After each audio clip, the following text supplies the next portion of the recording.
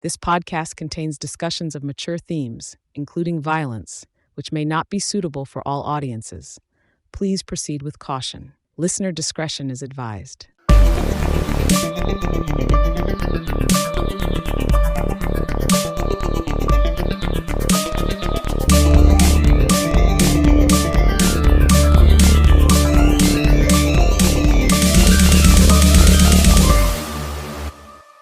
Welcome back, ladies and gentlemen, to Dark Talk Episode 9, The Phantom Menace.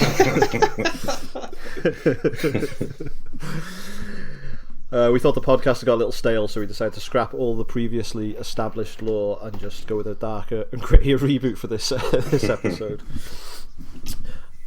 As always, I'm your host, Dan, and I'm joined by my two best friends, Paul and James. How are you guys? All right. Yeah, good, thanks. How are you? I'm very good, very good. Very excited to be reviewing this film. Yeah, me too. It kind of feels like we're starting a new series of films. We are. The fourth timeline. Yeah, I suppose this is the fourth... Is it the fourth canon? The fourth timeline? The fourth timeline, yeah. Yeah. So you've got 1, 2, 4, 5, 6, 3, 1, 2, 7, 8, and now we're on 9, which is the fourth timeline. And then after another film that we're going to do, it'll be the fifth timeline, which is Halloween 1, Halloween 18, Kills Ends. The Blumhouse universe. What's your favourite so far? What would you say is your favourite? I know you should probably leave it to the last film, but what's the most canon for you so far? As a podcast, I've really enjoyed the Thorn timeline. Has been my favourite one to talk about and just shit all over. Yeah, I haven't enjoyed the films, but yeah, it's been that's probably been my favourite timeline for this. I think you changed your mind on Halloween 6, or was it Halloween 5, where you were started and you both switched? I was a bit drunk at the end for Halloween 5, and I thought there were a couple of good scenes. Don't put words in my mouth and say that I like that film, please, because you were hammering glasses of red wine, and by the end you were like, "This film's fucking great," with drugs spilling your drink everywhere. I know, yeah. So, how are you guys? What have you been up to since we last recorded, which was 1 week ago? 1 week ago. I watched two new films. Well, no, I watched one new film, but I revisited another film that I'd seen before. I rewatched Enemy, the Denis Villeneuve one, which you won't watch, will you, Don? Because the spooky spiders. No, I'm not going to watch that because it's got giant spiders in it. So I have a horrendous, deathly phobia of spiders, and I can't even look at spiders. You could get through that film. It's not I'm not going to risk it. I think the opening scene would be... Anyway, rewatched that. I also rewatched Nocturnal Animals because my housemates hadn't seen it, so we watched it together, and I fucking loved it still again. It's so good. And then I watched, actually, for the first time, Paul. You know, the Alien film. Pegg and Nick Frost one. Have you watched it? Yeah. It's quite a comfort film. It's not on the level of Shaun of the Dead or anything, but it's so good. It's not that funny, but it's quite nice, easy to watch. Yeah, I was expecting. So we watched it with my girlfriend's family, and they were like, "Oh, have you not seen it?" So we went over there for dinner and watched it. And I was expecting a lot of cringy comedy, but there was some good bits. I liked the bit where the extremely religious girl starts swearing for the first time in her life, and she just starts saying those random stuff. That was pretty funny. But no, I enjoyed it. Yeah, it was good. But Nocturnal Animals, though. Oh God, that's horrendous. Oh wait there, no, I'm getting confused. I don't think I've seen Nocturnal Animals either. I'm thinking of Nightcrawler. Oh right, okay. Oh, you've not seen it? Oh wow. I don't. It is Jake Gyllenhaal, isn't it? Yeah. And Amy Adams. And the woman, I can't remember her name now. The actress. I actually don't think I've seen that one. Isla Fisher. Everyone thinks she looks like Amy Adams, but she just doesn't at all. I don't know. In that opening shot, I think she's made to look like her. Because she's basically imagining herself with him, right? Yeah, but I've seen pictures of those two side by side, and people are like, they look so much alike, but they just don't. They've got completely different faces. Yeah. They just got ginger hair. And what's his name's in it as well? I always forget this guy's name. Who's Aaron Taylor Johnson. No, he's in it, but who plays the sheriff in it? Michael Shannon. I always forget his goddamn name. Speaking of him, have you ever seen Bug? No, I don't think so. With him in it. It's him, and there's only a couple more actors in it. It's a pretty fucking horrible film.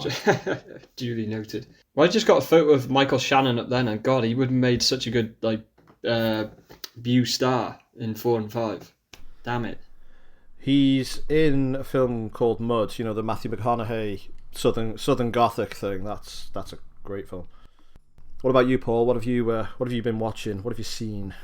I watched Joker Part 2 the other day. Oh, you'd watched. What do you think? Yeah, I hadn't seen it the last time we spoke, but I've seen it now. I don't want to spoil it for Dan. I'd say the biggest criticism for me is that it's just boring. The plot is just shit. Like, it's a musical. It's fine. Don't care. The acting is always great because it's Joaquin. You know, it's just a shit film. It's just like nothing happens. It's boring. I was sitting there just like, oh God, when's this gonna fucking end? Brendan Gleeson looks good in it, though, doesn't he? Who's that? The dad from 28 Days Later. Oh, Brendan Gleeson. Yeah. I didn't recognise him at first. Yeah, he looks so different now. He's lost so much weight. He looks. He's gone grey as well, hasn't he? So he doesn't have that standout red hair that he's well known for. This isn't a spoiler, so I'll say this in front of Dan, but I just like one part of the film. I just pissed my pants. It was when he starts to do the TV interview, and he's getting interviewed by Steve Coogan. And I was just like, how am I supposed to sit here and not think that that's Alan Partridge? Yeah, I know. And he does an American accent as well, which he does fine, but it just sounds like Alan Partridge doing an American accent. Absolutely. I was like, fuck.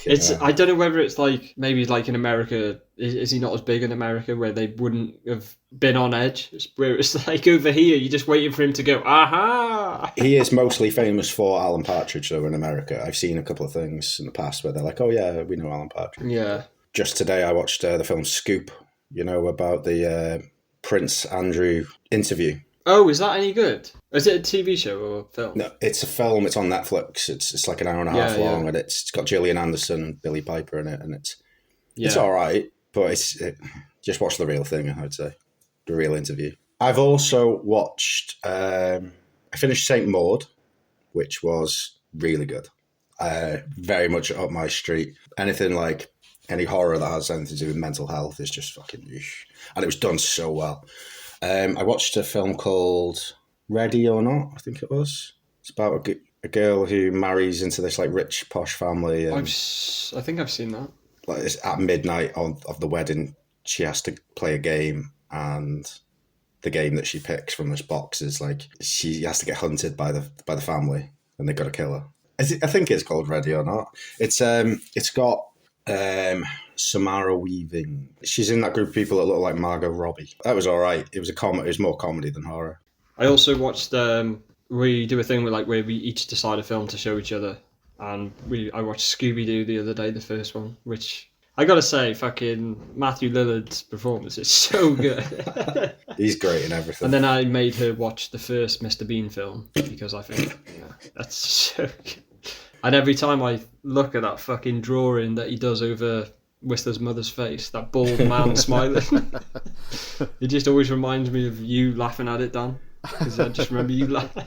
I remember in my head now, I came into your room once and you were just looking at that laughing, like by yourself in your room.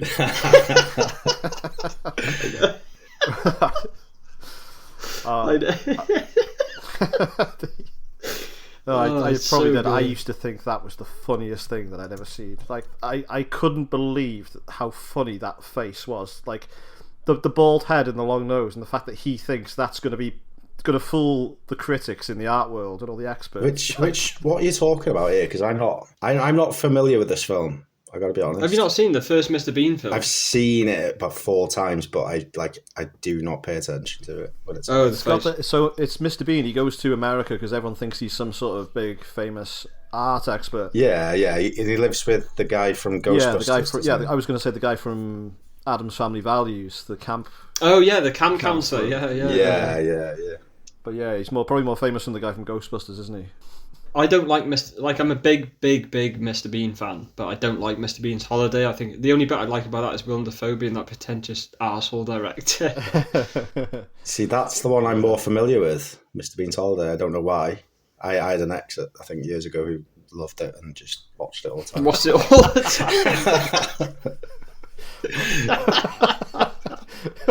time. I can't go to work today because I've got Mr. Bean's holiday on. I want to see it to the end.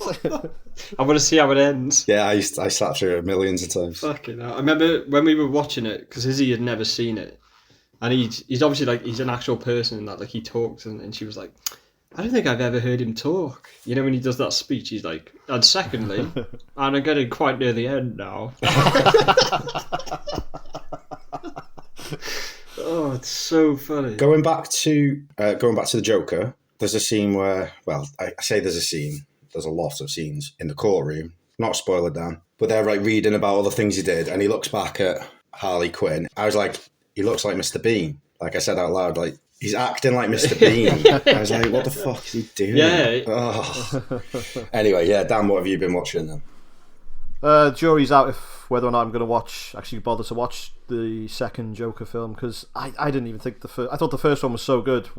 Why would you need a sequel? But I guess, you know, that's capitalism. Films that I've seen. So I've watched two. So I watched this film called Love Lies Bleeding. I don't know if you've heard of it. It came out at the start of this year with Kristen Stewart, Ed Harris, and who's the other female lead? I forgot. I've seen the trailer. Yeah, I've seen the Katie trailer. O'Brien. Yeah. So it's Paul, I'm not going to spoil it for you, but it's an erotic lesbian thriller. Is it good? Yeah. Oh yeah, because that would spoil it for him. Like. Yeah, sure. That makes him want to watch it even more. It's so good. Might watch it tonight. Yeah, it's not what you think it's going to be. It's you'll like it. It's quite offbeat. And last night I didn't have anything to stick on. I was just scrolling through some things, and I watched a film from 2006 called Severance, starring Danny Dyer. Yeah, God. It was trash, but it was the good kind of trash. It was just stupid fun. Danny Dyer, yeah. I've never seen that film. It's a lot like that BBC show Stag. Do you remember Stag from a couple of years ago? But it's set in like Eastern Europe. It was okay. It's not a good film, but it's just background noise. But I sat and watched the whole thing. Thought it was pretty cool. What year was that? 2006. What year did that come out? I'm just looking at it now on Google. Oh yeah. So I've got this thing in my head. I remember like films of that time where I was, you know, starting buying like DVDs and stuff like that. And I remember there was quite a few of some quite prominent British films. Do you remember Donkey Punch? Donkey Punch, yeah. Fucking hell. Well, that was one of my choices last night because I wanted to watch a British horror film, and Donkey Punch was because I haven't seen that. Oh god, at least 10 years now. Yeah, same. I literally haven't seen it, I think, since like the first time I ever watched it. And then there was Eden Lake, I think, around the same time. Eden Lake, bloody hell. There's another British one called Wilderness. It's about all these young offenders that go camping on an island in Scotland, and they're the most horrendous teenagers ever, and they're being stalked on the island by, I won't say what, but yeah, it's an underrated film, and there's quite a few faces in it. Pretty good. Yeah, don't say it because I watched it. Oh, Toby Kebbell's in it. Yeah, he's the lead, and Leonora Critchlow we've mentioned her on this podcast before, the girl from Sugar Rush and Black Mirror. Oh yeah, she's good. She's really good. They're the two leads, but yeah, it's there's quite a few faces in it. You'll remember that guy. Fuck it, doesn't matter. I can't be asked looking into it. He sounds like a good actor. He's the guy from every London gangster film. He's from Kid Ultras and the second one, Adulthood. He's not Noel Clarke. He's like the white gangster dude. His name's Adam something. He's a rapper. Fucking can't think of his name.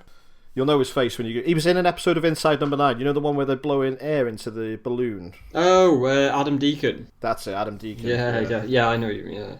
Yeah, he's in it. There's a couple of others in it. Yeah, pretty good film. One more, sorry. There's a film with Danny Dyer in it. He's only in it for like a couple of scenes, but I can't remember where I heard of this because it's not like a well-known film at all. It's called The Great Ecstasy of Robert Carmichael, and it's about this lad who's, I can't even remember this, but it says on IMDb he's a talented cello player, and he becomes associated with some unsavory people and blah blah blah. But like, it's really, really minging.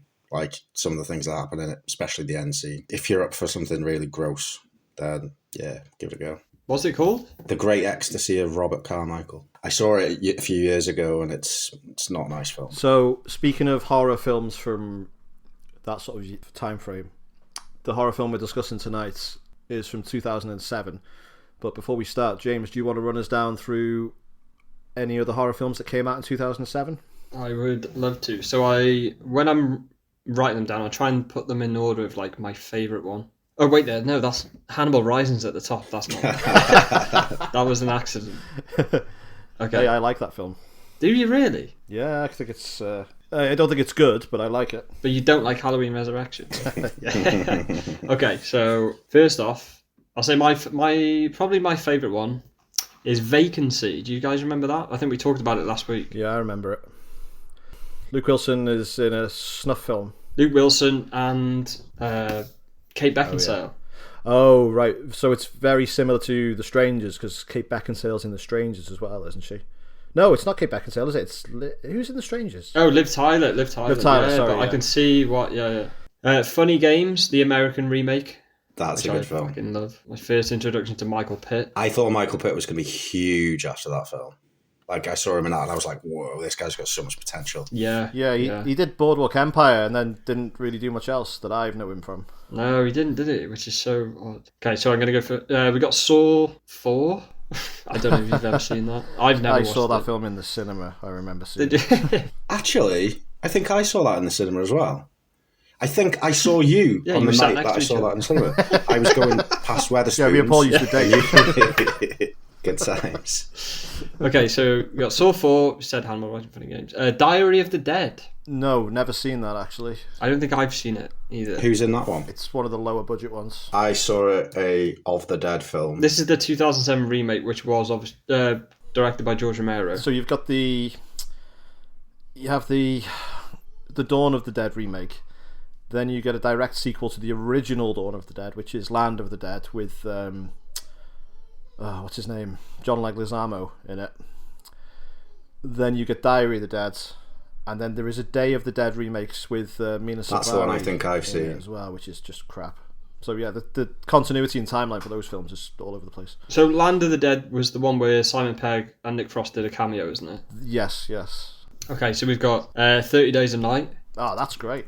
I haven't seen that film in so long. I think I'd enjoy it much more now. Wreck. Good film. Which scared the shit out of me as a kid. Yes. Fucking hell. Awesome. Yeah. The Mist. Ah, great. Love The Mist. Shrooms. Do you remember that? I used to have that on DVD, man. That film fucking sucks. I think so. It's so shit, isn't it? Oh, that's awful. What that film could have been, and it just... Yeah, it's pretty shit, like. Hills Have Eyes 2, the remake. I don't know. I've never seen it. I have seen it. I've seen both of those remakes and the original. I couldn't tell you the difference between the two remakes, though. I've seen the first one, but I never saw the second one. You've got... Oh, no, sorry. The second one has got... It's the army that the mutants are against. The first one is like a closer remake to the original. The second one is where they go up against soldiers, I think. Then you've got Dead Silence, which I've always seen the poster for, but I've never watched the film. Do you remember the poster? No, I don't know that one. No. You've got 28 Weeks Later. I didn't like that film when it came out because it was such a departure from the original, but I think maybe if I gave it another watch now, I might appreciate it a bit more. And I have to, because the third film is coming out. So my mate watched 28 Weeks Later the other day. He was like, put it on, and we were messaging. He was like, "Oh, this is fucking well good." And then he was like, half an hour later, he messaged me being like, "This is so fucking shit. It's just nothing like the original." Yeah. Do you know what the intro for that film still stands as one of the best film intros ever? I was just going to say that so the first sort of 15 minutes with I Robert haven't seen it Carlyle with in that farmhouse. Yeah. Fuck me, that's awesome. It's so good. Right, because in work I'm logged into my Prime on the main TV, and when there's like nothing to do or there's no one around, and there's like I talk to people about films and that, I always whack it on, like, "Oh, have you ever seen this?" Whack it on, and then I'm like, "Don't watch the rest of the film though, because it sucks." Is that it for 2007 then, James? No. We still got a few gems. Go on then. So we've got 1408. Do you remember that one? Fucking love that film. Stephen King adaptation. It's a comfort film for me. That it's on YouTube for free, and I used to whack it on in the background. Yeah, yeah, you uploaded it. There are like 4 different endings for it as well, of varying quality. What else we got? You've got Death Proof and Planet Terror. Both of them suck. Oh, sucks, man. I used to think that, and maybe I kind of would still think that, but I don't know. I remember seeing Planet Terror. I was like, "Fucking hell, this is so much better than Death Proof." I think that film's enduring legacy will probably be the trailers and how they had they created better films like Machete and Hobo with a Shotgun. Hobo with a Shotgun, yeah. Yeah. What was the Edgar Wright one? Was it No? Was it called No? Oh, it was some kind of 70s hammer horror like parody where they thriller. go into like a house, wasn't it? And Nick Frost is in the trailer, isn't he? I swear. Nick Frost and Simon Pegg are in it. Yeah, I think. They should have made the Nicolas Cage one though. Was it?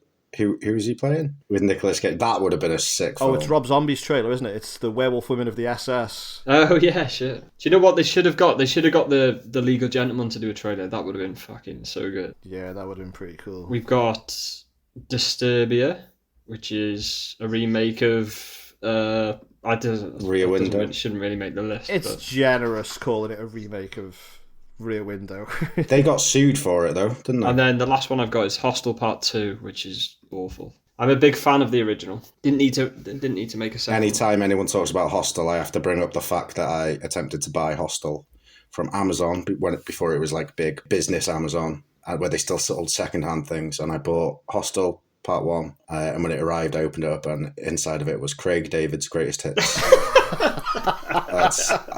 I have to bring that which was story even up scarier. every time. Yeah. which scared the life out of me. I was a big fan of the original. That was my first ever tattoo. Was the Elite Hunting Bloodhound. Oh yeah, I remember. That was quite a good piece of work. That. I thought your first tattoo was that big woman on your side. Oh no, let's not speak about that. Take that out. I'll thank you never to mention that ever again. All right. Yeah, listeners, my brother has got a big tattoo of a pin-up girl pulling her pants down right across his ribs. Bastard. That's true. Right, let's get down to brass tacks. Brass tacks. Gentlemen. Oh, I've not been recorded. Tonight. Fuck off. Gentlemen, tonight we are here to discuss... Oh shit, I've got Halloween Resurrection written down. No, not again.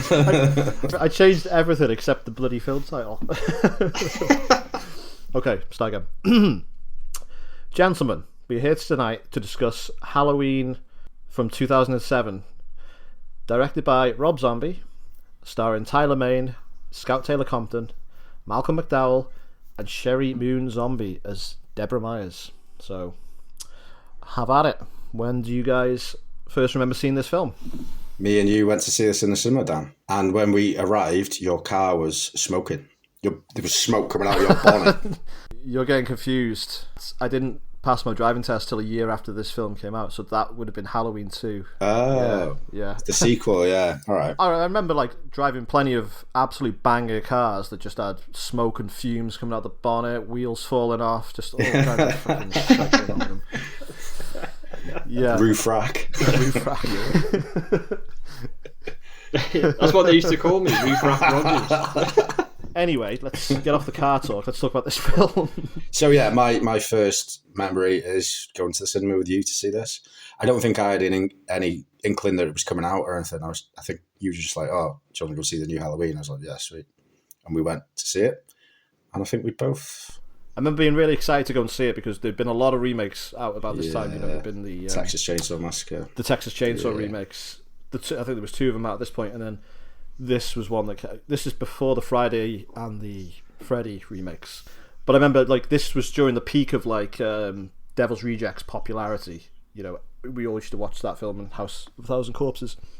So when we heard when I heard Rob Zombie was doing this, I mean I love Rob Zombie. I was so stoked for this film. I remember watching this film. Please don't hate me, but I remember I think I downloaded the first half of it off LimeWire or something like that. And I remember I told you, I was like, oh, I've found it. Like I found a copy of it, and you were like, what? And you were like, why are you watching it? Like, why you're gonna ruin it and all this stuff. But then later on throughout the night, you kept like asking me questions because you wanted to know. And I remember this. You were like, how much of it did you watch? And I was like, oh, about half an hour. And you were like, so what had happened at that point? I was like, oh, well, it was still on his childhood. And you were like, really? It's so different to the original, right? But yeah, so that's the first time I'd never finished it. I think I watched the first half, but I think the copy that I downloaded was the work print copy, which a lot of different stuff happened in that to the theatrical one. So when I saw the theatrical, which I can't remember when, but it was way different on certain bits. So this is the reboot that came after the horrendous Halloween Resurrection. So this series was in such a need of a refresh, which is mad to think because it had its refresh in 1998. So this isn't even 10 years later. And it's just the franchise just in the toilet after Resurrection because it was just so poorly received. Why? Yeah, why would a quality film like Resurrection tank the franchise? I don't know. So there were some ideas floated for this film before Rob Zombie was attached to it.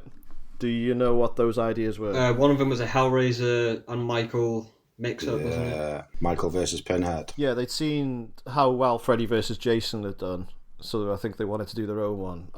I can't think of anything worse than Michael versus Pinhead. That would have sucked ass, to be honest. I would have still liked to have seen it, though. If they said they're going to do that next, I'd be like, oh, sweet. It's different, isn't it? I love Hellraiser. Love Halloween. It's different, though, isn't it? Like, if Jason could verse anybody, if Jason verse anybody, and you'd be like, yeah, fucking nice. But, like... The only reason they said that, though, I think it's because both franchises were owned by Dimension at that point. Yeah, that's true. But, I mean, if you had, like, free reign, he'd be my least choice. Pinhead. I heard they were going to do another anthology film. They were going to try out another anthology, but then they were like, it didn't really work last time, so no. Do you know what the second film was going to be? I'd say the one I heard or read about was, is it John Tate?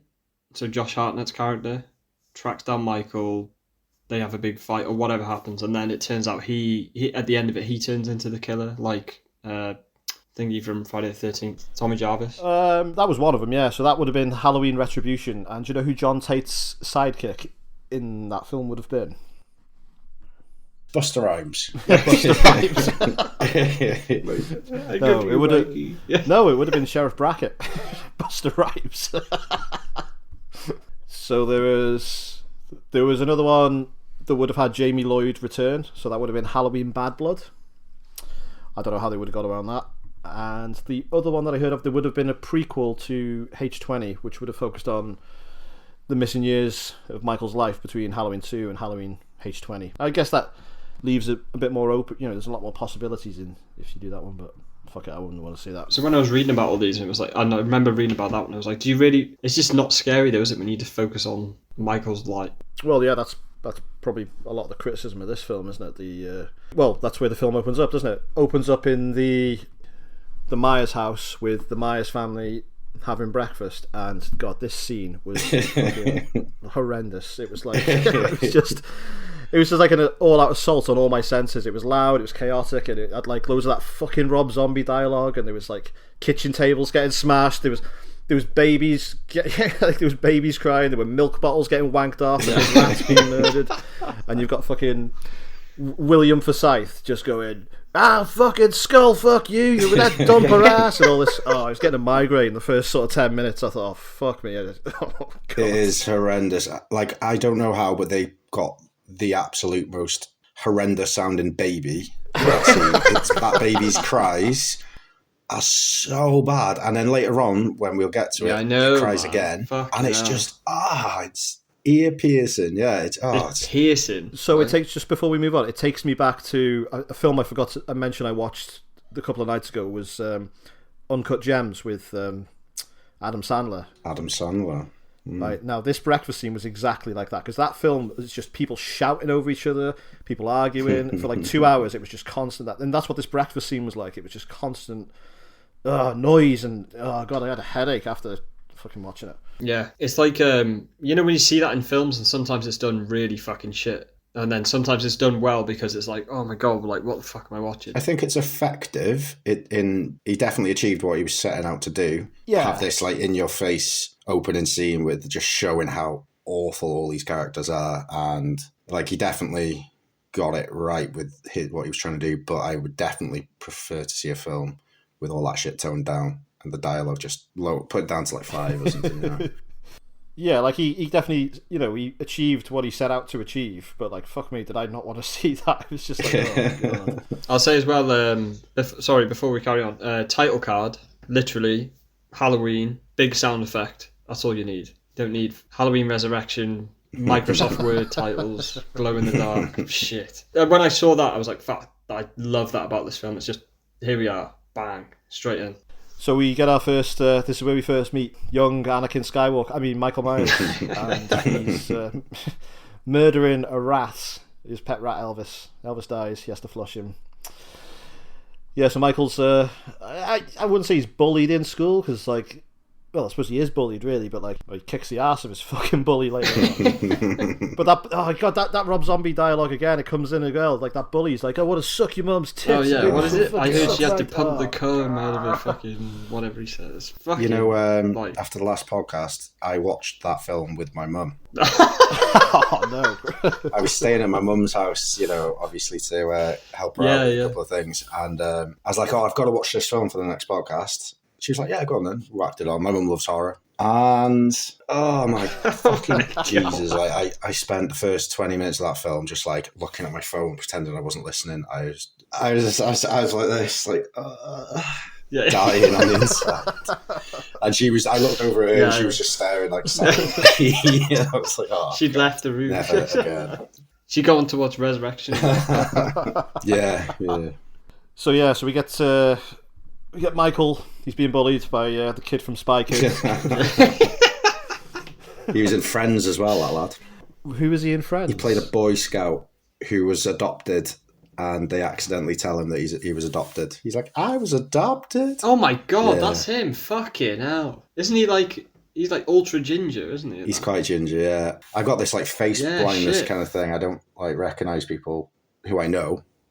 Like I drove past you the other day, Dan, and I was like, hey, that guy looks a bit like Dan. And it was you. Yeah.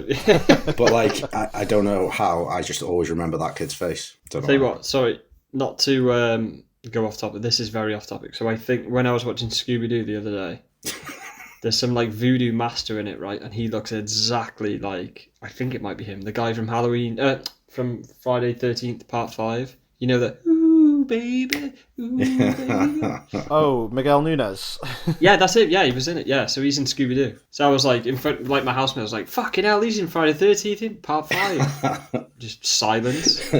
Also in the zombie classic Return of the Living Dead, the best zombie film, which we are definitely going to watch on this podcast. Like you two haven't seen it. You need He's to. fucking so good with his eyes and stuff like that. Anyways, this is the first time that anybody has ever played. Well, this is the first time that anybody apart from Donald Pleasance has played Dr. Sam Loomis, the great Malcolm McDowell, and he turns up in that hairpiece and that leather jacket. Like they've tried to de-age him, but they haven't bothered. Just the way he's dressed. Like, you know that meme of the Jigsaw Killer when he's wearing the baseball cap on backwards? That's how they're trying to de-age him. That's what I thought of when I saw this. I was like, he's meant to be like, what, in his 30s or something? Like he's like clearly in his 60s. He's just dressed like that. I never actually picked up on that, but that's so true. Yeah, it's so bad. It's like that Steve Buscemi meme as well. How do you do, fellow kids? Could have just put him on like a skateboard going through, and he's like a stunt double, and then he just like flips it up and catches it, and then it's like Mr. Burns when he's dressed as Jimbo. I never actually clocked that ever. The amount of times I've seen it, I've just thought, oh yeah, because I'm always like, oh, his hair looks like pretty cool. I'm gonna get ahead of like how we feel about this film, but I really don't like Malcolm McDowell in this film, and I'm a fan of this film, but no, sorry. Anyway, go on. We'll talk about that later. I say for years I never knew it was. I didn't really know he was the guy from like Clockwork Orange. I was like, and then when I clicked, I did the Leo DiCaprio meme and thingy. I was like, oh, pointing at the TV screen, like, oh my God. I know he's aged a lot because it's been a lot of years, but he doesn't look anything like he used to when he was younger. Because a lot of people, you'd be like, no, he doesn't, does he at all? But he doesn't look anything like the same person to me. So we get Loomis explaining to the principal and Michael's mother, Deborah Myers, who's been called down there. You know, she's trying to earn money with her dancing at the Red Rabbit Lounge, but she keeps getting called because Michael's a little shit. So Loomis, he gives you the whole like cliched, killing animals. We want to run some tests on him. And in the meantime, while this is happening, Michael decides to graduate from animal murder to human murder when he clobbers that fucking bully to death with a branch outside the school. What did you think about Michael's first kill? I liked it. I've got to be honest. Like, that bully lad was so annoying that I was like, yeah, good. When he leaves school, he takes that one kid's hat and then gobs in it and then gives it back to him. Yeah, and he storms off through the woods. Little fucking wanker. And like he gets hit by Michael, and then he's like, I'll kill you, and he gets hit by him one more time, and then he turns from "I will kill you" to "Please no," and it's like, you pussy, you absolute bully pussy. It's like, I thought, obviously it's such a different film at this point, but when he was getting killed, I was like, yeah, go on, fucking hit him one more time, little prick, you know. And not one point was I like, oh, he doesn't deserve it, you know. I mean, realistically, no one deserves that for just being a douchebag high school bully in real life, but in the film, he definitely got what he did. Yeah, I mean, I'm not a massive fan of it because I don't think the death is even that good. Like, he just beats him with a stick, and like, and I think Michael's first murder should always be saved for Judith if you want to like preserve the mythology and the canon. That's so true. Actually, I remember thinking that at the time as well. I was like, oh, if he's killed before he's killed his sister, that just I didn't. But I think I wasn't a fan of it then. I'm not a fan of it now. It's written into it like a shock, though, I suppose, isn't it? It's like Rob Zombie's trying to do something different. If it didn't have this intro with all the backstory, it would just be the same film, which everyone would have hated. So obviously, where do you go from remaking a film as iconic as Halloween? He's going to add the backstory and stuff like that, and then maybe people watching it for the first time like, oh my god, so his first kill was before his sister. I was just going to say, you know, before you said about when Loomis comes in and he's like saying hurting animals is like a warning, it's usually a sign of being a serial killer. That's an actual thing, though. It's like the triad of psychopathy. It's bedwetting, hurting animals, and mother issues, which we definitely know Michael's got two of them in this. He's probably wetting the bed as well. Let's just be honest. Oh, definitely. 100%. So yeah, like I know it's not like hidden information that to know stuff about that, but Rob Zombie probably did look into it a bit, didn't he? So we get our first and only gratuitous Sherry Moon Zombie sexy dance scene because, you know, Rob can't make a film without having his wife stripped to her underwear and flaunt it because just nobody on earth loves their wife as much as Rob loves Sherry. He has to give her like all kinds of close-ups in every film. So she works at the Red Rabbit Lounge and she's dancing to the classic Love Hurts by Nazareth. What a tune. Banger. That whole scene's great. That tune is just, it's not a stripper song, is it? But it's like, I don't know, contrasts. No, it's really good. No. I like it. Now we get to Halloween night where Michael commits his first bunch of murders. So Michael is watching The Thing from Another World with his mum's boyfriend, Ronnie, who is just the fucking biggest prick. He's not as bad as, say, like, John Strode was in Halloween 6. He's just like, he can't help himself. He's like, Michael's just ignoring him, and he's like, Judith, I'm going to be late. And he's like, Judith, I'm going to be late. It's just fucking... Oh, God. That's literally what I was just about to say, and I was like, how fucking pathetic is this guy's life? He's got to imitate this 7-year-old kid or however old he is, be like, Judith, I'm gonna be late. Fuck me. He's not like a scary bully like John Strode is. He's just pathetic. Yeah. Just like, oh, God. When I was watching it as well, I was like, God, like, imagine how he smells. Like, when was the last time he took a shower and like looked after himself? You know, it's just he just sits there in that couch all day drinking beer, which sounds like a pretty sweet life, to be honest. But you don't. It's because he can't walk, though, isn't it? Just pissed off that he can't walk. But I will say, I loved William Forsythe in this. For the 10 minutes he gets on screen, he's fucking so funny. He's so funny. Well, again, it's like that whole like it's like a different thing, and it's like the Rob Zombie thing. Like we laugh at him because he's not like aggressively abusing the family. He's just like taking the piss, and he's just a dickhead. Yeah. You got to think, why is Deborah even with him? Like, she is like stunningly beautiful. So Michael earns his second human kill here that we know of, when he tapes Ronnie to the chair with a bunch of duct tape, and then does he cut his throat? Yeah, slices it. A fitting end to a massive knobhead. So Michael then gets his third kill because he's meant to be trick-or-treating, and Judith is like, nah mate, I'm going to go and have sex with this lad. I guess this is like the opening scene of the original Halloween, isn't it? So he comes downstairs, and instead of leaving the house, Judith's boyfriend, Shaggy from Scooby-Doo, He goes downstairs to make himself a bologna sandwich. He ends up getting a lead salad instead because Michael beats the fucking shit out of him with a baseball. Rewatching this, all the deaths up to this point were like, I was like, yeah, whatever. But this metal baseball bat, like the sound work is fucking so good. It's fucking brutal. It's horrible. Yeah, I thought this was a pretty good one actually. So he takes his knife, wanders upstairs. Oh no, we've missed a bit actually. We've missed the bit where Judith's boyfriend Shaggy, he brings a mask with him. Oh yeah. Come on, babe, I want to do it with the mask on. I will say, like, when he pulls that mask out, it looks so fucking mean. It looks so good. It does. Later in the film, it's quite deteriorated. But when he first pulls it out, I wish they had that as the main mask in the film. I think it's such a good mask. Yeah, it's a great mask.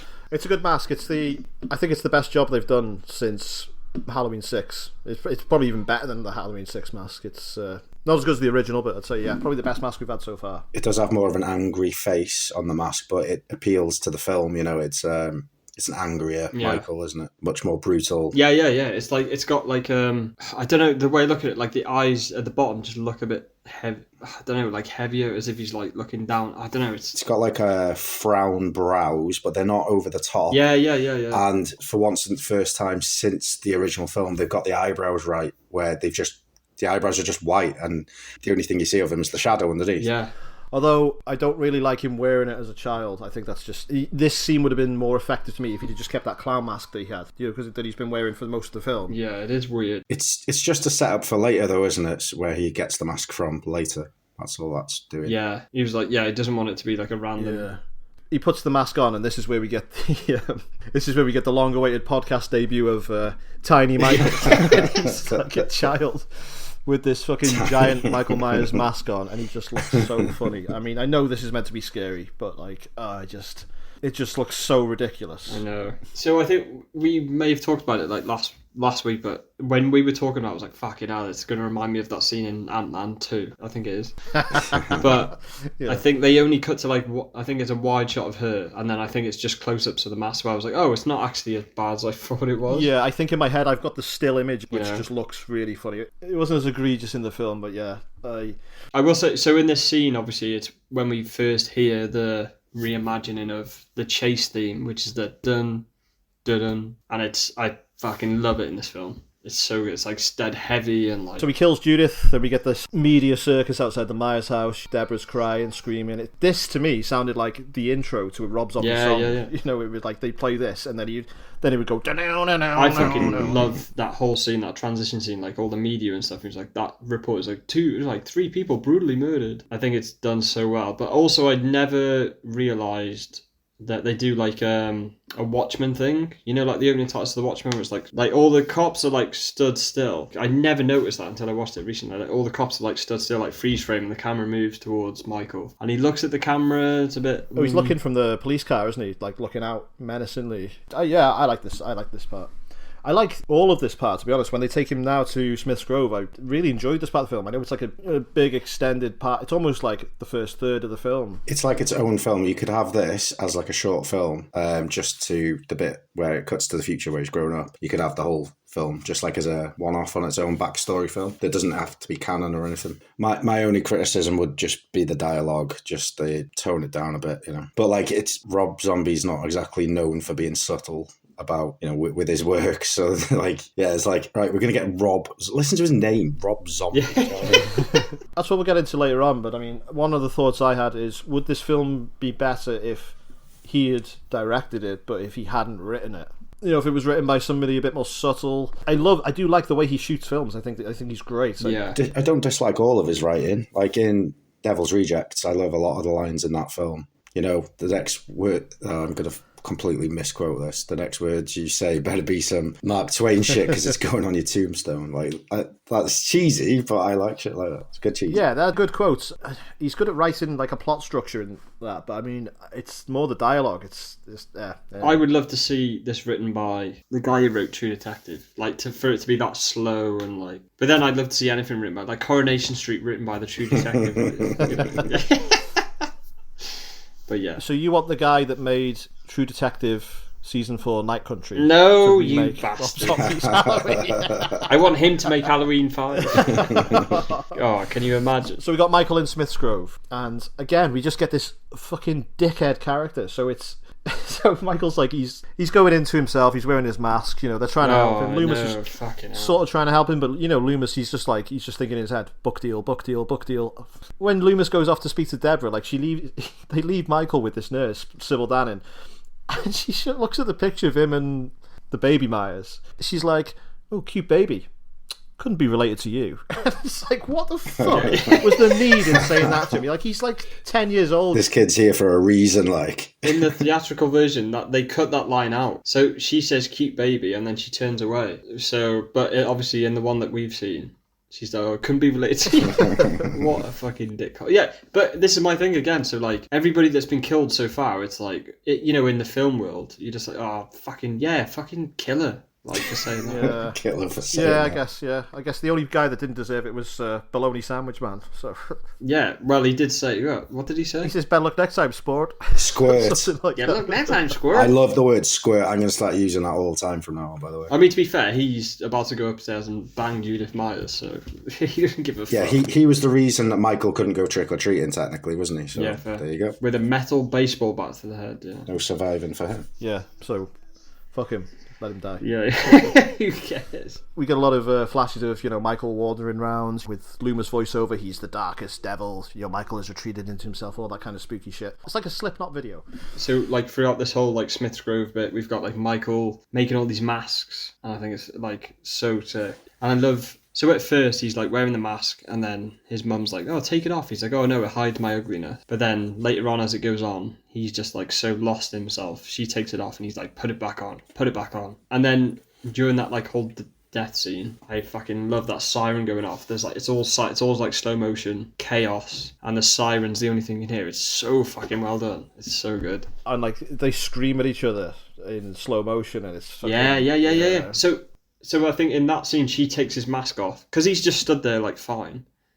And then as soon as they take the mask off, he loses his shit. And then she's like, oh, shit, I've lost him. Like, it's not my son anymore. There was one thing I wanted to mention about this as well. Is so, like, when, I think, is it Loomis talking to him, and he's like, he doesn't remember that he's done it. But he's talking as if he's like a 4-year-old. Yeah. And he's absolutely. like, I didn't do that. And the difference between him in that scene and the school scene where he's retaliates towards the bullies and even the teacher, and he's like, fuck you to the teacher. His, like, age seems to, like, in his mind go right down. Yeah. And then I was watching a thing about it, and it mentioned that he's almost like got a split personality where without the mask he's cute young Michael, and when he puts the mask on he becomes a completely different person. So I watched this film a couple of months ago before we started this podcast. It's one of the things that prompted me to get it off my ass and do this. So the scene where Deborah realises she's lost him and she's at home watching home videos of, well, it's not videos, are they? Home projection. 8mm, is it? 8mm, yeah. Her and Michael are like hugging, kissing, having a good time, having a laugh. And she can't take it anymore, so she also decides to eat a lead salad. I was really heartbroken by this because I thought, do you know what? She's had such a fucking difficult life. She's having to raise these 3 kids. The only help she's got is off of Ron. One of her kids has been murdered. She's got this baby that just will not stop crying, and she's having to go and see Michael. Just like, and everyone in the town probably hates her. They probably think she's a freak, you know. So she just has to blow her own brains out. So I was like really sad by this. I thought, oh no. And then we don't get Sherry Moon Zombie for the rest of the film, which I was gutted about. Do you know what? This is probably, I'm going to use the word again, subtle, probably the most subtle Sherry Moon Zombie performance ever. She actually acts like a normal human being in this, as opposed to just being weird and creepy and screamy. And one of the things I like that they didn't do is when she shot herself, like, blood didn't splatter all over the screen. Before we move on from this area, can we talk about Daig's performance as young Michael? Yeah, what do you think? Awesome, to be fair. I think that lad did a really good job with everything he was given. The way he acted with his face and body, especially his eyes and everything, you know. I think he's a really good actor. I haven't seen him in anything else. I don't think he did much else because he's definitely not in the sequel. They replaced the actor, but I think that might have just been an age-related thing because he must have grown up. He would have been too old to play young Michaels. But I thought really good. Yeah, really good. I mean, this could have been like, I know I keep going back to it, it could have been a Phantom Menace situation with, like, what's that kid called from the Phantom Menace? Jake Lloyd. It could have been like that, but no, really, really did a good job. Yeah, he was spot on. So good. Yeah, he did. In this film, I know it's really disliked by a lot of people, but I think the hate for it would be so much more if he'd done a bad job. Like, his performance never gets talked about in why the film. Yeah. People don't like these scenes because they don't like to see the backstory of Michael Myers, but nobody ever criticizes his performance, and I think they're right not to, because I thought he was fucking great. Yeah, great. Absolutely. Yeah. So we get a smash cut 15 years later. So Michael Myers is now a 7-foot tall giant. Apparently all they serve at fucking Smith's Grove is fucking just like, he's so fucking tall. It's unreal. Yeah, so Loomis has already been cashing in on the Michael Myers spree killings from when he was a thing. He's just like, I've got written here, Loomis has already cashed in on Michael, selling his book about the child spree killer, and he's touring the US. What a fucking dickhead. Like, he's meant to be your patient, you're meant to have a duty of care, and there you are, writing fucking books and getting rich off him. Fucking, what a wanker. Yeah, but there's no family members left to, like, sue him or anything, and Michael doesn't talk. Yeah, but it's like an ethics thing, like, he shouldn't be doing well. Yeah, but, like, that's...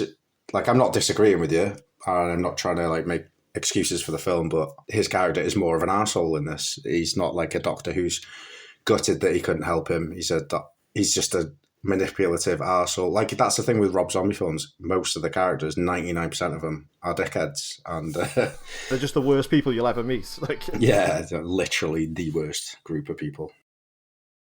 So Michael escapes in 2 different ways. So in the theatrical one, he's being transferred and he just breaks out and murders all the cops. I'm not going to get into the ins and outs of it. Basically, Michael escapes and he murders one of the guard is the guy from what's his name? Is it Lou Temple from? Do you remember him from Walking Dead season 3? He's one of the prisoners. He's the skinny white prisoner with the moustache, Axel. Yeah. And he gets boom headshot by the gov. Yes, that's it. Yeah, I quite liked him in The Walking Dead, actually. So Michael escapes. He kills the guard. He kills. Do you recognise any of the faces of who he kills? Are they a couple of people from a couple of Rob Zombie films? Oh, Bill Moseley, isn't it? Bill Moseley, yeah. So that's we've had 2 of the 3 Devil's Rejects in this film. Do you think we'll get the 3rd? I'm going to say that's the most normal looking I've ever seen Bill Moseley. He looks good in like a shirt. He's a handsome dude. I follow him on Instagram. He's like really good looking. He's so handsome, yeah. He's not going to shag you, Dan. He might do if he listens to this. Hello, Bill. Hello, Bill, if you're listening. Leslie Easterbrook. What's Leslie Easterbrook from? The blonde cop dies. Oh no, is is she Mother Firefly? No, I can't think of her name. No, Leslie Easterbrook is. She is. She's in Devil's Rejects. Oh yeah, sorry. No, I was thinking of the one from the Mother Firefly from House of a Thousand Corpses. Passed away. Sorry, yeah, she was replaced for Devil's Rejects. Yeah, sorry, yeah, of course she is. Oh no, Devil's Reject. I was thinking of. That's where I recognise her from. So where do you know her from? Police Academy. Yeah. So yeah, that's So that's 3 out of 4 Firefly family members. So Michael, during his 15 years at Smith's Grove, he's made a friend. Well, has he made a friend, or is it just like the only nice person in the Rob Zombie universe? My note on this is goodbye, Danny Trejo, with a sad face. So Danny Trejo is the only guy that's been nice. He's been nice to Michael since Michael was a little kid. He's like, hey Mikey, you can't let these walls win, man. Believe me, I know. You know? Oh my god, he's another guy from Spy Kids. That's 2 out of the 3 Spy Kids.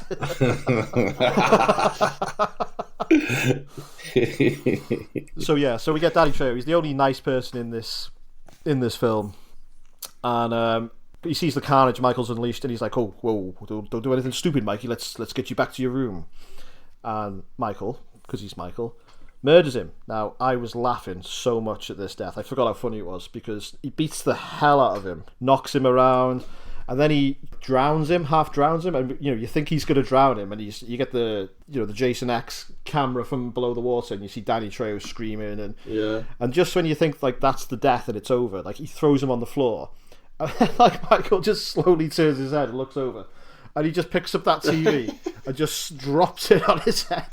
And I was like, fucking hell, like they really, it's like It was like Homer Simpson falling down the canyon walls, just like this constant pain and punishment. Danny Trejo was scared. I was like, what is he gonna do next? Is he gonna like tear his legs off and beat him to death with it or something like that? It was so over the top. I get it's so over the top, but like imagine if he'd have let him live, you'd be like, oh, he's not that bad of a guy. I know, R.I.P. Danny Trejo. I just remembered something as well. You know, the actress who plays Judith. She's young Jenny from Forrest Gump. Yes. Oh yeah, she is. Yeah. Just thought I'd let you know. So we get another horror legend making a cameo. I fucking love this dude. I fucking love this scene.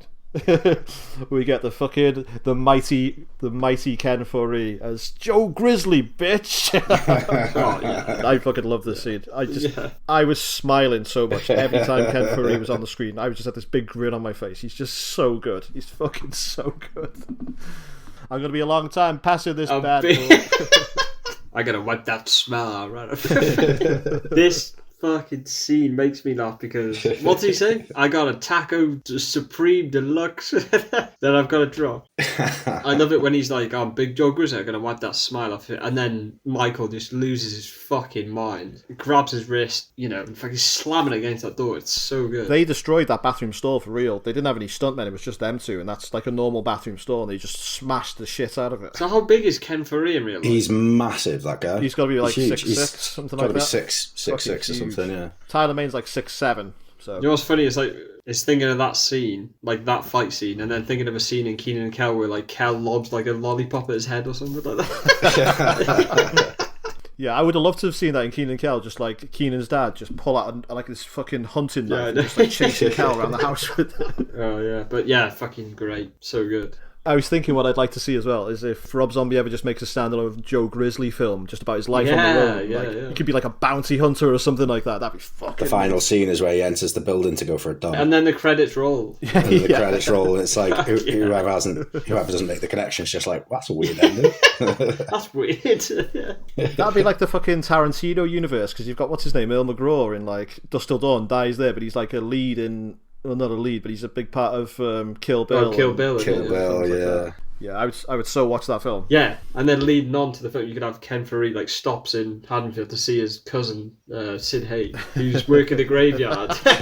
Yeah, his cousin.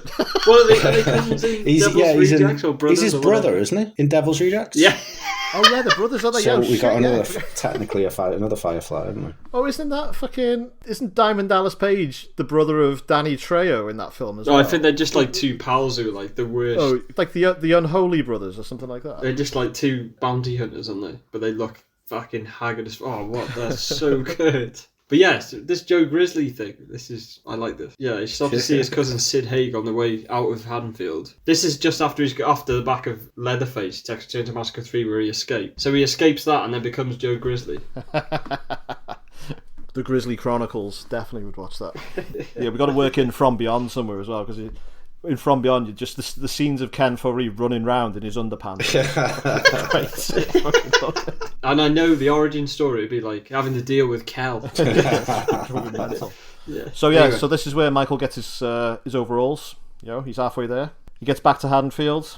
He gets into the Myers house. He retrieves his mask from under the floorboards, and I think it's the same knife that he used to kill Judith as well. Yeah, it's like this old rusty knife, so I think he just hid them both away. I think he's like buried it. Yeah, this was a good place to play the original theme. I thought when he picks up the mask, we get the original theme, and I thought this was the best place for it. I didn't like it. Didn't like it? No, I don't know why they played the theme though. I just don't. It's a bit random. I thought it was like he's complete now. He's like ready to fuck shit up. It's better than when they first play the theme though, because if you remember when they do. It's when the bully's like running through the woods. It plays the theme over that bit, and I didn't think that worked for me anyway. This makes more sense. I think you should only use it once per film. Yeah, like H2O used it fucking great. She chops his head off. The original theme plays just at the end. Yeah. So you have those two guys. One of them played by fucking Udo Kier, and the other one is it Clint Howard? And they're just trying to blame Loomis for it. They're like, you should have told us that he needed more protection. It's your fault. And he's like, are you fucking stupid? Or what? They're just like the other guy is the guy from the ice cream murderer films. He's the ice cream man, isn't he? Yeah, from whatever that film is called. Yeah, the ice cream man. Yeah. So we get introduced to Laurie Strode, played by Scout Taylor Compton. And even she is not safe from the fucking Rob Zombie dialogue. She starts fingering a bagel in front of her mum, and she's like, fuck off, man. Stop it.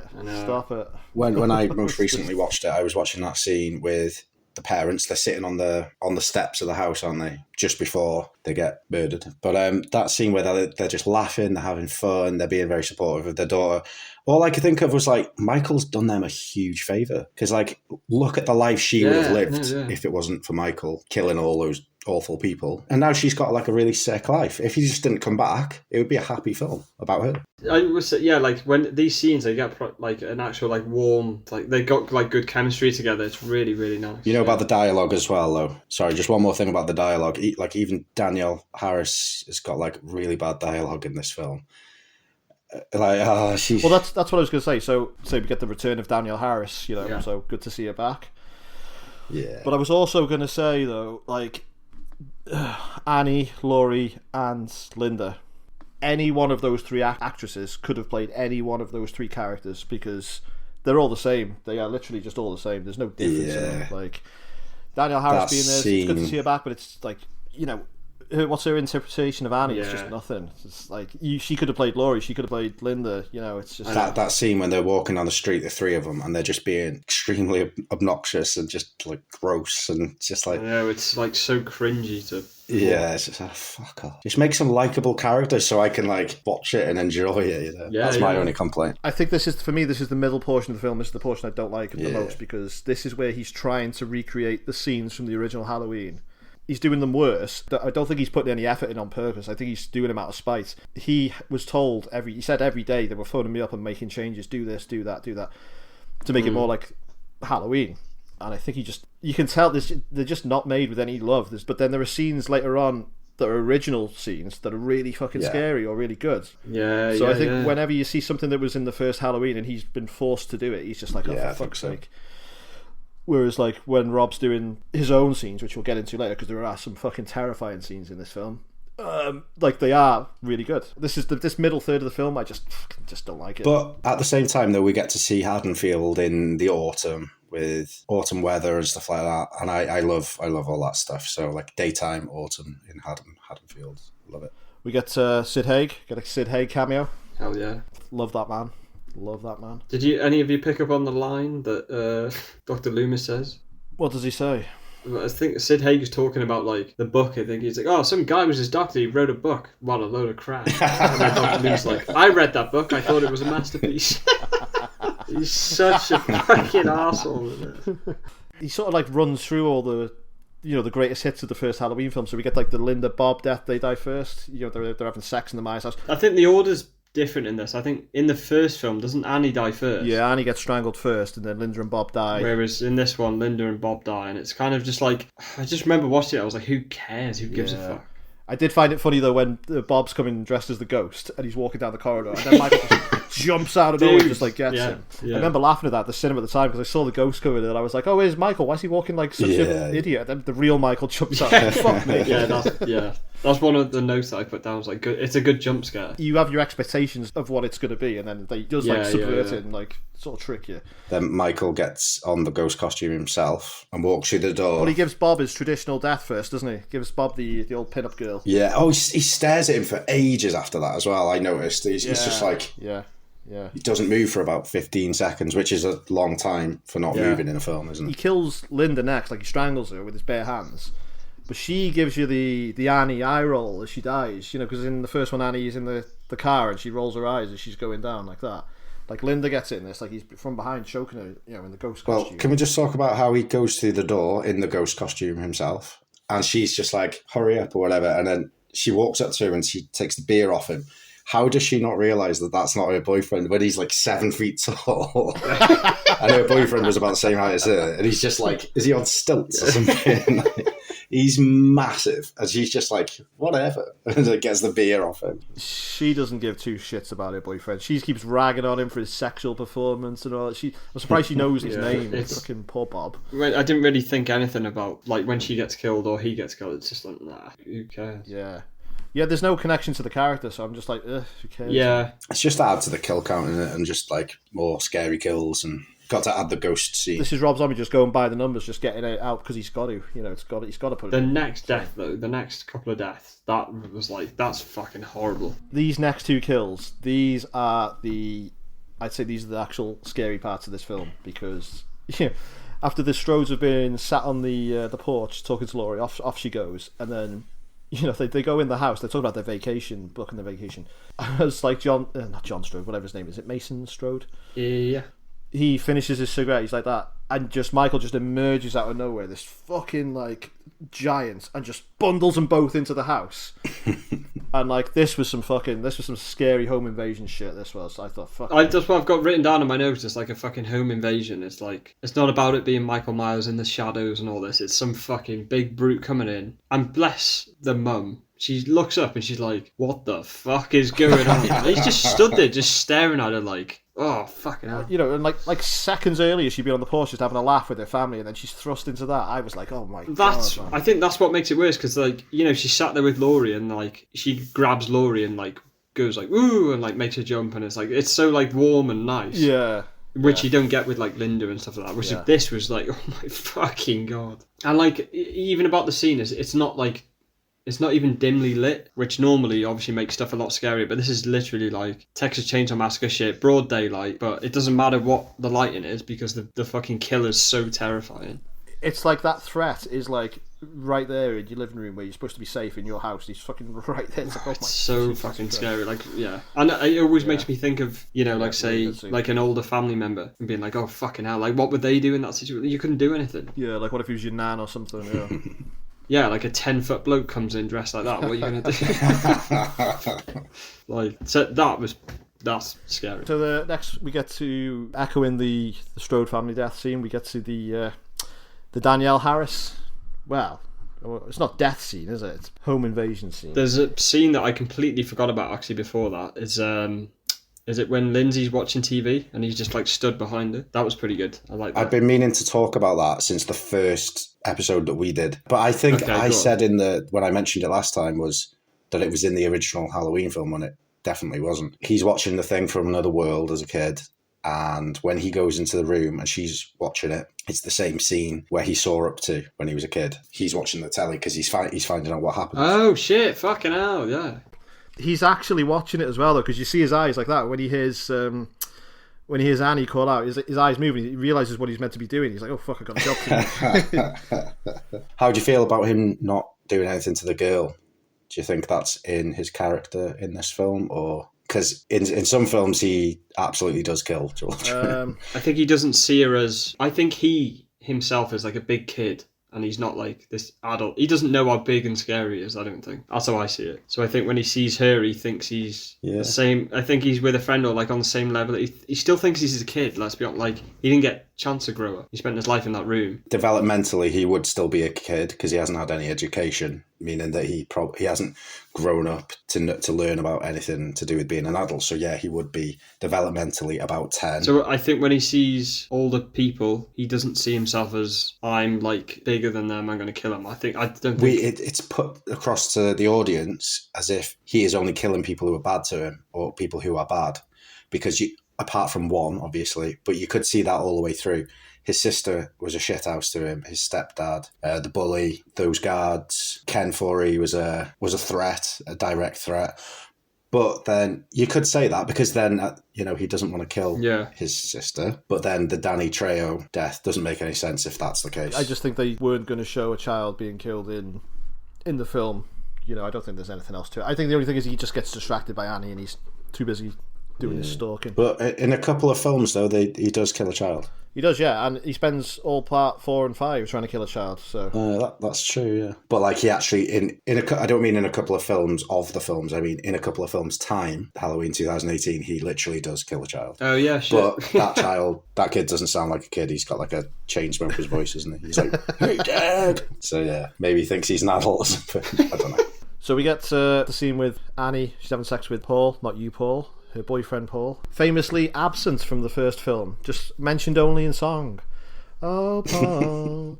No keys. And I thought this was going to be a bit more of an extended stalking scene, right? So I thought he was going to be watching him for a bit, like stood over him, and he is. But then he just instantly just changes his mind. He just pulls Paul off and just like slashes him to death. I was like, oh my god, it made me jump. This is another horrifying scene where he's trying to kill Annie. So she gets my fighting spirit award for this film because she does everything. She does the opposite of all the horror movie cliches. The first thing she does is try to run out the door. She's like, fuck this, and like tries to get out the door, but he grabs her and slams the door shut, which is quite a scary shot, you know, when from the cameras on the outside and the door slams shut, and then it's all quiet outside, but then inside, you know, ton of shit's going on. Yeah. And then when he's got her by the hair, she kicks him, and he's like, ah! So she runs off to go and get a weapon from the kitchen, and she like opens the drawer, she grab a knife or something like that. Yeah. You know, she's making all the right moves. And then this is another terrifying scene. He's just stood over it. And now Danielle Harris is like, I don't even think she's like 5'1". She's just absolutely tiny human. And he's stood over in the kitchen, and she's got this knife, and she just realizes how fucking hopeless it is. She's like, what the fuck am I going to do here? Yeah. And he just like beats the shit out of her, and then he drags her down the corridor, and she's screaming, no, because she knows what's going to happen. And it goes back to that Strode home invasion shit. It was just another like, and this isn't a scene that's in the original film. So again, this is I think this is a scene that he's put more thought into. It's the scene that he wants to do. I think you can tell with that though as well. Like when I was watching this scene like 2 nights ago. Again, she runs into the kitchen, cuts to a wide shot on purpose, just so you can see the fucking sheer scale of Tyler Mane and how small she is. And like at that point, after you've seen the Strode's death, I was watching it as like, oh my god, like what if this happened to me or to like Izzy or whatever? And it's so fucking scary. Like she's no matter, even if she had a gun, it's not going to do anything. And then he just starts dragging her, but he drags her off like kind of softly, like he doesn't really care if she gets away because he knows he's going to get her. It's just like fucking so scary. But yeah, home invasion shit. Yeah. Rather than hiding in the shadows, you know. We haven't mentioned him at all yet, but Brad Dourif as Brackett. Amazing actor. Well, have we seen much of him up until this point? No. Well, this is the point. You only see him like once when he pulls over to pick up Annie earlier in the film. Now, I had it in my head that Brad Dourif stole the show in this film, and I realised he's hardly even in it at this point. So it must be Halloween 2 that I'm thinking of, because he's in it a lot more for Halloween 2, isn't he? Yeah. It is Halloween 2 where he steals the show. He puts on an insanely good performance. So I won't spend too much time going on about Brad Dourif in this film because we can cover everything with him for next film. Yeah. So this is where Laurie finds Annie. She finds Annie's bloody body, and it's pretty gross. And Michael's hiding behind the door, and there's a bit of a brawl, bit of a chase. Michael chases Laurie out of the house, back over to the house that she's got the kids in. And I was laughing at this bit as well because she's like, Tommy, open the door. So Tommy unlocks the door, lets Laurie in, closes the door, and she puts the flimsiest lock. It's literally just like a tiny little turn lock, like that, as if that's going to keep him out the house. Yeah. And they look through the window, and his head is like, he's that tall. His head is looking through the top window of the door, and they're all like, ah! And then he generates his inner Halloween resurrection, Michael, and he just smashes through that door, just fucking clobbers through. Yeah. Like I say, the kids in these, like Tommy and Lindsay, fucking like they play it so well. Like Lindsay especially is like, she looks, God knows what they did on set. They must have like come up with like some really, like, she looks so terrified, bless her. It's like she's genuinely like watching it. It was probably just Tyler Mane. She was like, Jesus, he's a big guy. I imagine they'd been like, right, you're going to do a nice comedy film, so you've got to look up at that door now. Okay, and action, Tyler. He comes up. Oh, it's fucking, and she does it so well, and it makes it so believable. This is another scene that I like as well, and it's not in the original, but it's another one that he's put a lot of effort to. So they hide in the bathroom, don't they? And then there's a cop there, and he's like, police, where is he? He's in the house. Oh, yeah. So Michael kills that first cop, and then he smashes through the bathroom door like that, and they're all hiding in the bath screaming, and there's like literally nowhere for them to go. And he's like stalking over to him, and he's like a fucking monster. This other cop comes in, and he's like, freeze! And Michael just turns his attention like that and just stomps towards this other cop.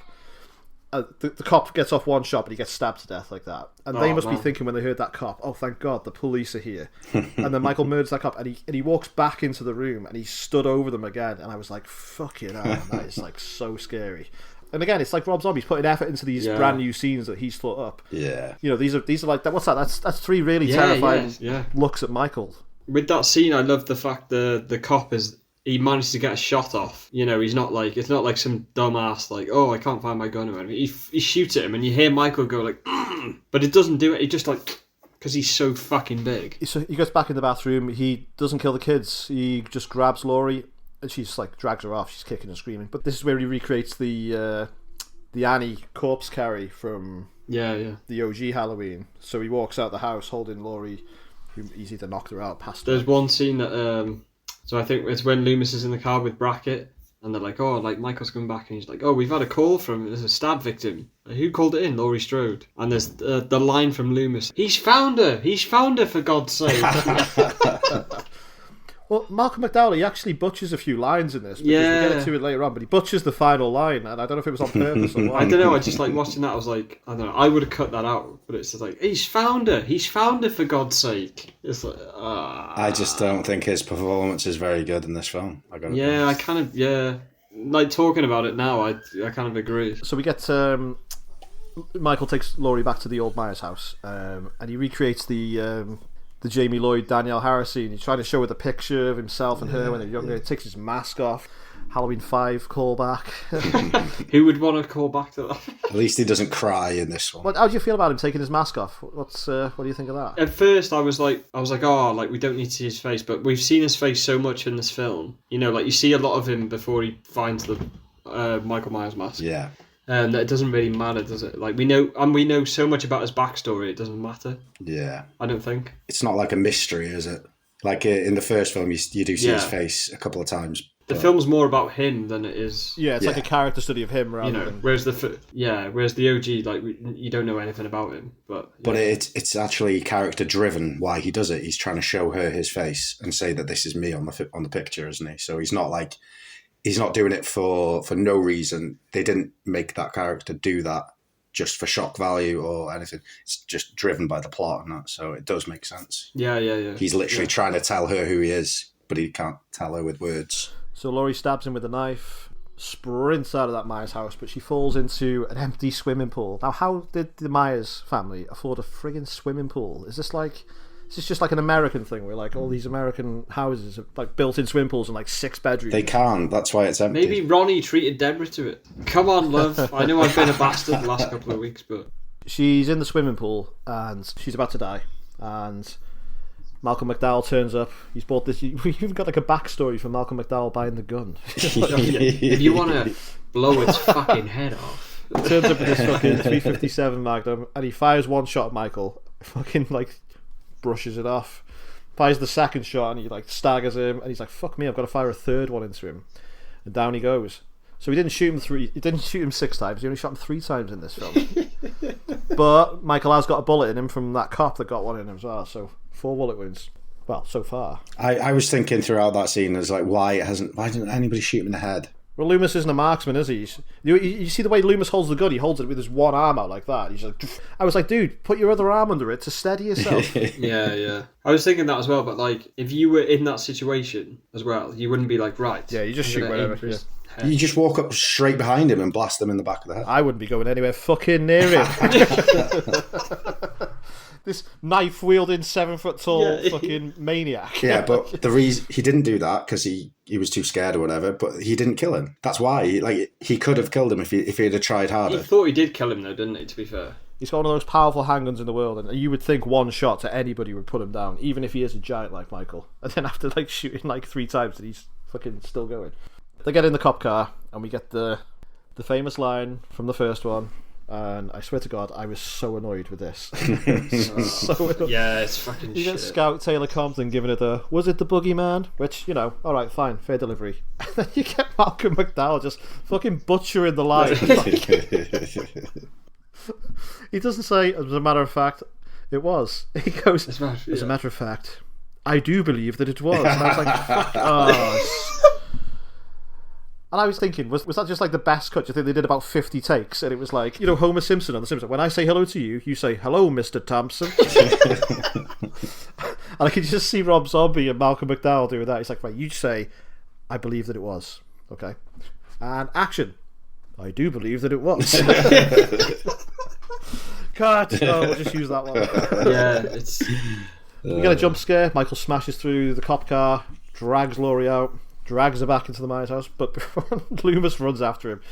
And like this again, this pissed me off as well, because Michael gets him and he fucking gives him the old 28 days later Oberyn Martell fucking head treatment. Fucking hell, yeah. And somehow fucking, there's blood and shit coming off him, and then somehow Loomis survives that finisher and he's just fine. Like, yeah. He hasn't even got like black eyes or anything. He's sound. He can still see. Like, yeah, he just looks normal. There's no makeup on him. I was like, what the fuck is the point? I remember watching that for the first time and I was like, oh my god, they've killed Dr. Loomis off. What the fuck? Like, it was like such a big deal. Because he's used that on someone else, isn't he? Yeah, Resurrection, that stupid French music bloke. Well, he's not even French, but... He's Canadian. That'll be why. Oh, and he used it on Brady in Halloween 4. Did you just say that, Paul? No. I was talking about that guy being Canadian. But yeah, that was purely the fact that they had it in right to be like, oh my god, Dr. Loomis is dead. Oh, but... I know. They fake out his death, and yeah, I was getting quite annoyed at it. I was annoyed at that. Fucking Malcolm McDowell's been pissing me off all time. He's been so annoying. From when he first turned up that wig, that fucking jacket. See, I've changed perspective now, so when I was like, oh, he's actually pretty good, but now you two have like swayed me that he's just fucking awful. Do you reckon, right? Because Rob Zombie didn't want to do a sequel, did he? He wanted to just end it at this. Oh, did he? I didn't know that. Yeah, he had no interest in it. He just wanted to do this film. Do you reckon if he'd have got his way, that would have been his death scene, and that's what he was planning? Yeah. That would have been Loomis's death, and then that's the end of Loomis. I think that's what was happening. I reckon, yeah, and he was probably almost definitely told to change it. I reckon. Yeah, or like, and then he just added it on to make him survive that. Gotta be. Yeah. So they're in the house. Laurie grabs the gun off Loomis's corpse, quote unquote, and while she's hiding, I thought of you, James, as soon as I saw this. She's hiding. She's looking through like the wooden panels and stuff like that. See where Michael is. And we get a good shot of Michael Myers' shoes. Oh, see, I didn't pick up on this time. Oh, I was going to ask you what you thought of them. Oh, okay. No, they are like big, heavy, like work boots. They're not fucking brogues. Well, they're Joe Grizzly's, right? He's got to drive his truck with something substantial. Not Clark's brogues or Shoe's own brogues or whatever. But I assume because the costume in this is actually really fucking good. So Laurie's hiding in the attic. She's got the gun. Michael starts fucking smashing up the house with a 2x4 like he's fucking Jim Duggan. So good, the scene, actually. Like I completely forgot about this scene. Yeah, really good. Really enjoyed it. Stomping around the house, just smashing it up, looking for it. Like he's fed up now, isn't he? Tyler Main came to work that day. He was like, right, we're filming this scene today. He was like, oh, fucking hell. Like, what a sick job I've got. Yeah. Yeah. I bet like he was going to, one of those racket rooms, those smash rooms you go to. For practice. But yeah, no, it's great. So he's smashing the place up looking for Laurie and he can't find it, and then all of a sudden she just falls through the fucking ceiling anyway. She's like like he doesn't even do anything. And then we get here we are, we're in the home stretch. So he sees her, he gives her a fucking running spear through the glass door and off the balcony. So that's another callback to the first Halloween film. I quite enjoyed that. Quite enjoyed that. Yeah. He must take the brunt of the landing though, because Michael's he's on his back, knocked out. Laurie's on top of him. She does that Austin Powers thing where they're falling out, and she turns him round midair. Well, he is Michael Myers, isn't he? No, I really like this because she's trying to finish him off, and she's like fires one shot like that, and the chamber's empty. She tries the second shot, the chamber's empty, and in the third one, like Michael does a jump scare, like woo. And he grabs her on the arm and she's like, ah! And she fires off the bullet, hits him in the face point blank, and the blood splatter on her is like, and it's like dark blood, it's like oily, slick. Oh god, it looks delicious. Corn syrup, like they use in the movies. Yeah. Oh god, I just want to lick my fingers now you've said that. She screams, and then we get the it's almost like a fast close credits, isn't it? Like a cold open. It's like a cold close, just like that. Yeah, it's like a jump cut. She says directed by Rob Zombie. Yeah, it's good. That ending was very Grindhouse, very Last House on the Left, very fucking like 70s gore style. Fucking loved it. Yeah, great finish. Yeah. Fuck it. I'd love the, she shoots him and then it's like a montage of like close-ups and then extreme close-ups of her screaming, covered in blood, and then it just cuts to I think it's the OG theme, right? At that point. Yeah, I think so. Yeah. Great. You don't need anything else, right? Especially if he thought that was going to be the only film. So that's Rob Zombie's Halloween 2007 in the books. What did you think? I enjoyed it. I enjoyed it the first time I saw it. Yeah, it was good. Should we haven't done a recast. Well, I know I haven't done a recast for this film. James, I don't think you've done one either. I've done one now, yeah. Oh, you have done one? Okay. I didn't want to do one because we did a recast for this, for the first episode. And yeah, I know it's a completely different film from the first film. But I've not recast people like Ken Foree and the Horror Ike, but Paul, you've done one as well. I've got quite a few. Yeah, so Paul, do you want to take us through yours? Yeah, right. So as we are recasting a much more gritty film and more, I wouldn't say it's more serious, but it kind of is, So I've recast them the way I think they would be good. Okay, so who did you have as the star of the show, Michael? I've recast Michael as Daig Fairch. What, like the kid? The guy who played him as a kid. Yeah, have you seen him now? No. just Google him now, and he's Is he a big lad now? Is he? He's only about 6 foot tall, but he's still got a menacing look about him, and I think it would be a nice little callback. Yeah, I suppose he's old enough now to do it, isn't he? I've always said like a wrestler would be perfect, so like Braun Strowman or Eric Rowan or someone who's like huge for this Michael. James, did you have a Michael? No, I don't like recasting Michael because I don't think it should ever be somebody that everybody knows. Paul, who did you have as young Michael? Right, so I've cheated for this. I've used the time travel element because I don't know child actors these days. So I've used the time travel element and I've gone for Daig Fairch again. I'd go back in time, steal him from 2007 and make him the child actor in Child Michael in this. And then it would make more sense as well if he's the older version. It would be like that film, is it called Boyhood or something, where they film over like 15 years or 12 years. I didn't do young Michael. I didn't do big Michael. Who did I do? Did you do anyone? I did Loomis. All right. Laurie, Deborah. And then when I was in the pub, I asked my mates who would look good as the bully, and they'd give me some answers. I didn't cast the bully. I wanted to, but I don't know many actors that age. Oh, Michael Cera. He's like 40 now, though, isn't he? Yeah, he can still play it. He still looks the same age. Right? Yeah. Get him to shave off his little moustache. Who have you got for Deborah, James? I've got Rhea Seehorn from Better Call Saul. I don't even know who that is. See, I think she'd be really good because she's like tough, stern, fucking... And she's a babe. She's a fucking awesome actress as well. Yeah, I know, right? She's so good in Saul. So yeah, that's my Deborah. What do you think of that? Really good.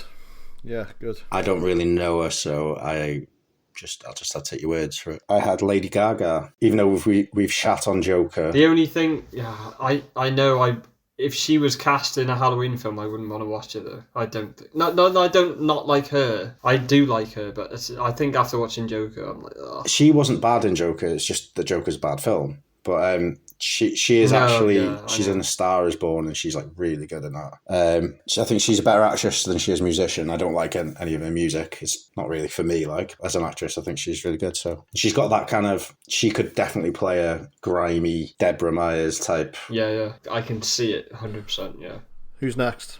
Loomis, is it? Yeah, go on. Well, I chose Bryan Cranston. I've been saving him for something else. I think not the early one, but like maybe in this film because he could be a bit of a prick. Yeah. This version of Loomis, yeah. Yeah, this version of Loomis, yeah. I've got Stephen Graham. Yeah, fuck it. Why is that funny? Is it back to that? Fuck it. Mikey, what have you done?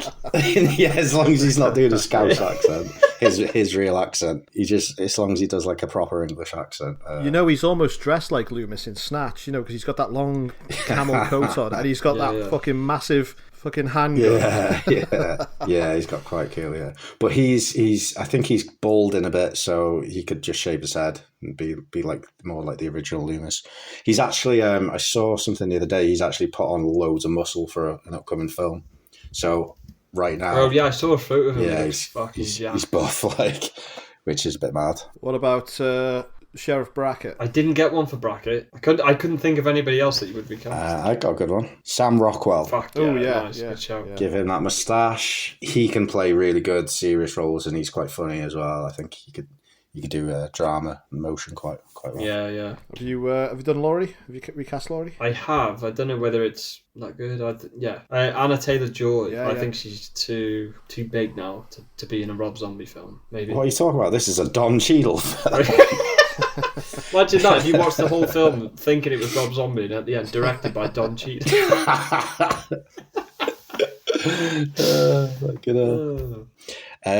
Right, so I've gone a bit basic with this because she was in a film that I just watched recently, Morvith Clark she's the lead in Saint Maud. I've actually never seen her in anything else that I know of. Is that the one? Did you say She's in was Starvaker. Starvaker, yeah, that's what you said last week, wasn't it? Yeah. The Welsh actress. Yeah, she's in Starvaker. Remember that film I talked about last week with Matt Smith? Yeah. Oh, I'm going to have to watch that then. Again, I only know her from Saint Maud, but she's so good in that. And I've got Annie as well, but it's just a last minute one. I just thought of Hayley Steinfeld from True Grit.